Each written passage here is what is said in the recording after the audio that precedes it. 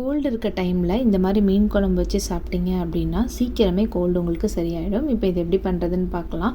கடாயில் எண்ணெய் ஊற்றி ஹீட் ஆனதுக்கப்புறமா வெங்காயம், தக்காளி, கருவேப்பிலை இது மூணுத்தையும் நல்லா வதக்கி எடுத்துக்கோங்க. இப்போ இது வதங்கினதுக்கப்புறமா இது கூட புளி தண்ணி சேர்த்துக்கலாம். இப்போ மிளகாத்தூள், மஞ்சள்தூள், கல்லுப்பு. மிளகாத்தூள் எப்போவுமே மீன் குழம்புக்கு எவ்வளோ ஆட் பண்ணுவோமோ அதுலேருந்து கால்வாசி ஆட் பண்ணிக்கிட்டால் போதும். இப்போ இதுக்கு ஒரு மசாலா ப்ரிப்பேர் பண்ணணும். இப்போ ஒரு பேனில் நல்லெண்ணெய் ஊற்றிட்டு ஹீட் ஆனதுக்கப்புறமா நான் 3 பூண்டு முழுசாக உரிச்சு எடுத்துருக்கேன்.